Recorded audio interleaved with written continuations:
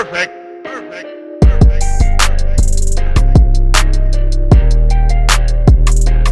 இன்னைக்கு நம்ம இந்த வெயிலுக்கு ஏற்ற உடல் சுட்டை தணிக்கிறதுக்காக வெந்தய களி எப்படி செய்யறதுன்னு பார்க்க போறோம். வெயிலுக்கு இந்த மாதிரி இயற்கையான உணவுகளை நம்ம எடுத்துக்கலாம். இது ஆரோக்கியத்தையும் குளிர்ச்சியையும் தரும். வெந்தய களி செய்யறதுக்கும் களி கசப்பு இல்லாம இருக்கிறதுக்கும் சின்ன சின்ன டிப்ஸ் அண்ட் ட்ரிக்ஸ் சொல்லியிருக்கேன். ஸோ ஸ்கிப் பண்ணாம வீடியோவை இந்த வரைக்கும் பாருங்க. Hi everyone, welcome to Priyanka hot food. இப்போ ரெசிபி செய்ய ஸ்டார்ட் பண்ணுறதுக்கு முன்னாடி நம்ம சேனலை சப்ஸ்கிரைப் பண்ணிக்கோங்க. அப்படியே மறக்காமல் பெல் ஐக்கானை ப்ரெஸ் பண்ணிக்கோங்க. இந்த ரெசிபி செய்கிறதுக்கு ஃபர்ஸ்ட் அதுக்கு ஒரு பவுலில் வெந்தயமும் அரிசியும் ஊற வச்சுக்கலாம். அதுக்கு வீட்டில் இருக்கிற ஏதாவது ஒரு கப்பில் இட்லி அரிசி எடுத்துக்கோங்க. நான் மெஷரிங் கப்பில் தான் எடுத்திருக்கேன். ஒரு கப் இட்லி அரிசி பாத்திரத்தில் சேர்த்துட்டு அதே கப்பில் 1/4 கப் வெந்தயம், இது 3லேருந்து 4 டேபிள் ஸ்பூன் இருக்கும். இதையும் அரிசியோடவே சேர்த்து தண்ணி ஊற்றி 2லேருந்து 3 தடவை நல்லா கழுவி எடுத்துக்கலாம். வெந்தயத்தில் மண் தூசியெல்லாம் இருக்கும், ஸோ நல்லா கழுவிக்கோங்க. இப்போ நல்லா கழுவி முடிச்சதுக்கப்புறம் இந்த தண்ணி வடிச்சிட்டு எடுத்துக்கலாம். மறுபடியும் இதில் தண்ணி ஊற்றி இதை 3-4 மணி நேரத்துக்கு ஊற வச்சிடலாம். இப்போ 4 மணி நேரம் ஆயிடுச்சு. களி செய்யறதுக்கு நான் இன்னைக்கு கருப்பட்டி வச்சு தான் செய்ய போகிறேன். அதுக்கு ஒரு கடாயில் எந்த கப்பில் அரிசி எடுத்தீங்களோ அதே கப்பில் 2 கப் கருப்பட்டி சேர்த்துக்கோங்க. அதுக்கு 1/2 கப் தண்ணி சேர்த்து கருப்பட்டி கரைச்சி எடுத்துக்கலாம். கருப்பட்டி மெதுவாக தான் கரையும், அது கரையிறதுக்கு நேரமாகும். ஸோ அதுக்குள்ளே நம்ம ஊற வச்சிருக்கிற அரிசியும் வெந்தயமும் அரைச்சி எடுத்துட்டு வந்துடலாம். இப்போ பாருங்க, நல்லா ஊறி வந்திருக்குது. இதை நான் மிக்சியில் 2 பேட்சாக அரைச்சி எடுத்துக்க போகிறேன். நீங்கள் கிரைண்டரில் கூட அரைச்சிக்கலாம். இந்த களியில் வெந்தயத்தோட கசப்பு தெரியாமல் இருக்கிறதுக்காக இதில் 2 டேபிள் ஸ்பூன் தேங்காய் சேர்த்து அரைச்சி எடுத்துக்கலாம். மிக்சியில் அரைக்கிறதுக்கு 3/4 கப் தண்ணி கரெக்டாக இருக்கும். கொஞ்சம் கொஞ்சமாக தண்ணி சேர்த்து அரைச்சி எடுத்துக்கோங்க. பாருங்க, அரைச்சி எடுத்த மாவு இந்த கன்சிஸ்டன்சியில் இருக்கணும். களி செய்கிறதுக்கு இட்லி அரிசி எடுத்துருக்கோம்ல, இதுக்கு பதிலாக புழுங்கல் அரிசி கூட எடுத்துக்கலாம். ஆனால் அரிசி நல்லா குண்டு குண்டாக இருக்கணும். அப்போ தான் நமக்கு களி நல்லா பஞ்சு மாதிரி கிடைக்கும். நம்ம அரிசியும் வெந்தயமும் தனித்தனியாக அரைக்கலை, ஒன்றா தான் ஊற வச்சு அரைச்சிருக்கோம். இருந்தாலும் மாவு நல்லா ஃப்ளஃபியாக பொங்கி வந்திருக்குது. ஸோ நம்ம மாவு அரைக்கிறதுல தான் இருக்கு களி பஞ்சு மாதிரி இருக்கிறதுக்கு. இப்போ கையில் எடுத்து பார்க்குறப்ப நல்லா நைஸாக சாஃப்டாக இருக்கணும் மாவு. இப்போ இந்த மாவில் 1/2 லிட்டர் தண்ணி சேர்த்து கையால் மிக்ஸ் பண்ணி கரைச்சி எடுத்துக்கோங்க.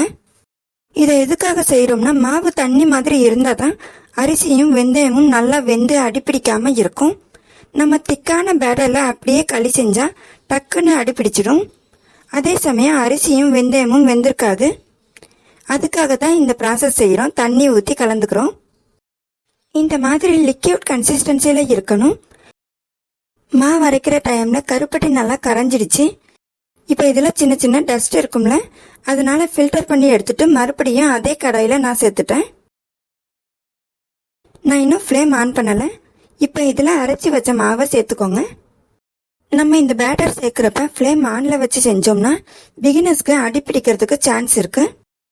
இப்போ இந்த மாவை கரண்டி வச்சியோ இல்லை மத்துப்பிடி விஸ்க் யூஸ் பண்ணியோ ஃபர்ஸ்ட் கலந்து வச்சுக்கலாம் கருப்பட்டியோட.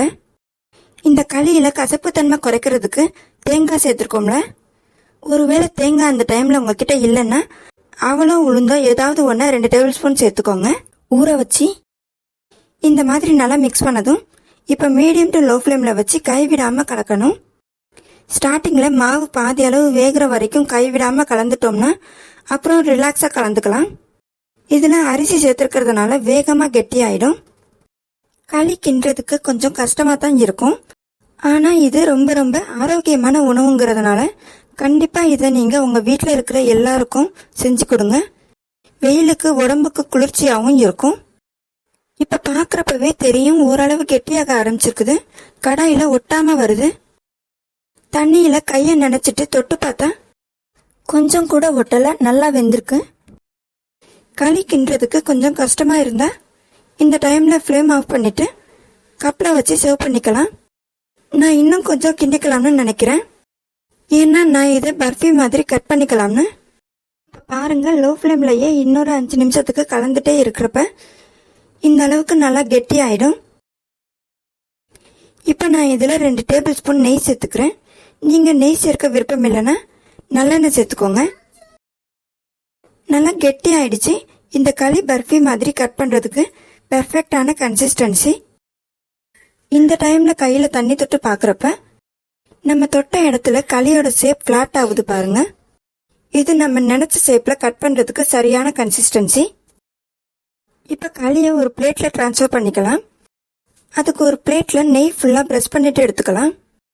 நெய் தான் தடவணும் இல்ல, நல்லெண்ணெய் கூட தடவிக்கலாம். இப்ப களியை எடுத்து வச்சு பிளேட்ல ஃபுல்லா ஸ்ப்ரெட் பண்ணிக்கோங்க. இப்ப ஒரு சின்ன டிப் சொல்லிக்கிறேன்.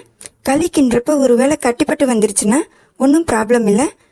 களி நல்லா வெந்த உடனே அப்படியே சூடு ஆறுனதுக்கு அப்புறம் அதை ஜார்ல சேர்த்து ஒரு பல்ஸ் விட்டு எடுத்தீங்கன்னா ரொம்ப சூப்பரா நமக்கு களி சாஃப்டா கிடைச்சிடும். இந்த டிப் பிகினர்ஸ்க்கு ரொம்ப யூஸ்ஃபுல்லா இருக்கும். சூடு ஃபுல்லா போனதும் நம்ம களியை பீஸ் போட்டு எடுத்துக்கலாம். இப்ப களி உங்களுக்கு ஒருவேளை கட் பண்றதுக்கு ஷேப் வரலன்னா களியை மறுபடியும் கடாயில போட்டு கெட்டியா வர்ற வரைக்கும் கலந்துக்கோங்க. அப்ப உங்களுக்கு கட் பண்றதுக்கு ஷேப் நல்லா வரும். நம்ம எப்பவும் களியை கப்ல இல்ல பிளேட்ல வச்சு கொடுத்தா குழந்தைங்க சாப்பிட மாட்டாங்க.